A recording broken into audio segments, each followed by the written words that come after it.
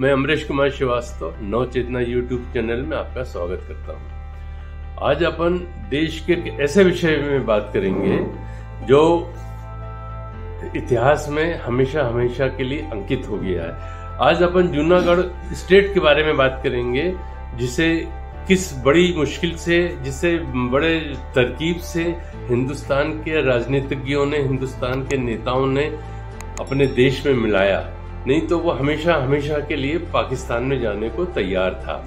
9 नवंबर 1947 में ये विलय हुआ, अपने भारत के स्वतंत्र होने के 3 माह बाद।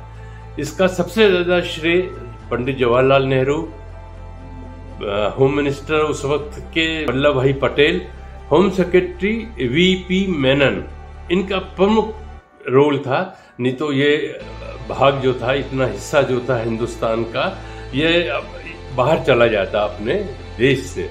जो जूनागढ़ है उसकी जो भौगोलिक स्थिति है वो कुछ इस प्रकार है कि वो पाकिस्तान में जा नहीं सकता था, और पाकिस्तान का अपना जो इंटरेस्ट था वो ये था कि अगर ये पाकिस्तान में मिल जाएगा तो वहां से वो एक सैनिक सेंटर बना लेगा, और उसका एडवांटेज उसको भारत को दबाने के लिए, भारत को उस करने के लिए हमेशा मिलता रहेगा। विलय तो 9 नवंबर 1947 में हो गया था, मगर भारत ने उसके बाद भी जनमत संग्रह करवाया, इसके लिए कि जो अंतर्राष्ट्रीय लोग हैं, अंतर्राष्ट्रीय देश हैं, वो ये ना समझें कि भारत ने जबरदस्ती कब्जा किया है। इसमें जो जनमत संग्रह हुआ ये 20 फरवरी 1948 में हुआ, जिसमें 1,90,870 वोट भारत के पक्ष में पड़े और 91,000 वोट, मात्र 91 वोट पाकिस्तान के पक्ष में गए। इस तरीके से भारत ने इस जनमत संग्रह से जूनागढ़ को अपने इसमें मिला के और पुख्ता कर लिया। जब आजादी का जश्न 1947 में मनाया जा रहा था, भारत को और पाकिस्तान को कई कानूनों के मद्देनजर, कई कानूनों की धाराओं के अंतर्गत स्वतंत्रता मिली थी। एक भारतीय स्वतंत्रता अधिनियम 1947 था, जिसके अंतर्गत यह तय किया गया था कि भारत और पाकिस्तान में जो भी राजा, महाराजा, नवाब जाना चाहता है वो अपनी सहमति से जा सकता है।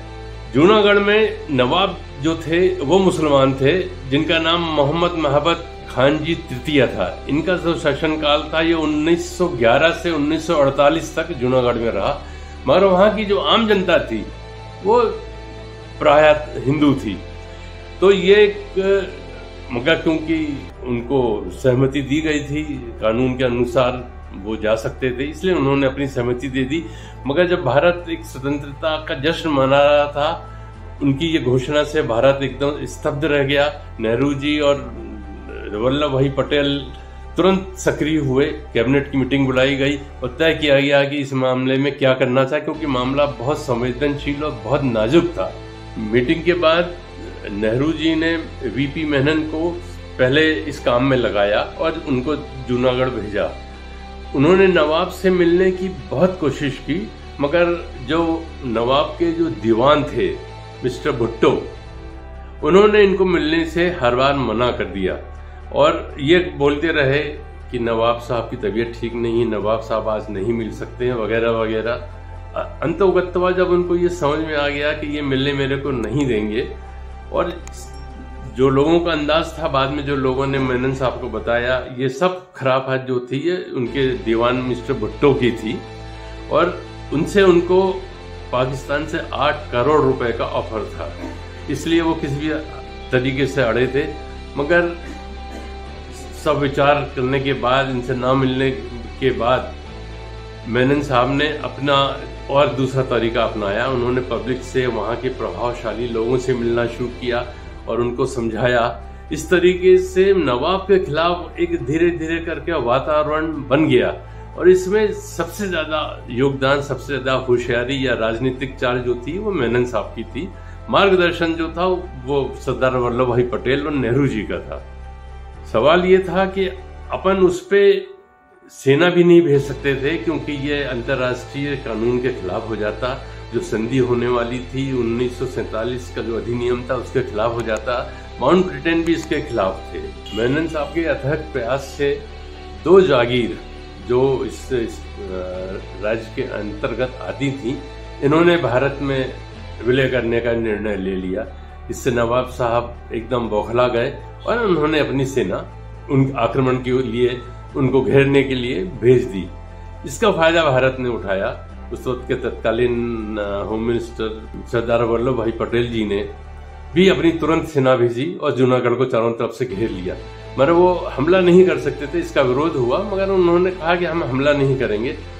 मगर इससे फायदा ये हुआ कि नवाब बुरी तरीके से घबरा गया और रातों रात अपना सोना चांदी जो भी उसके हाथ में लगा वो समेट करके लाहौर चला गया, पाकिस्तान चला गया।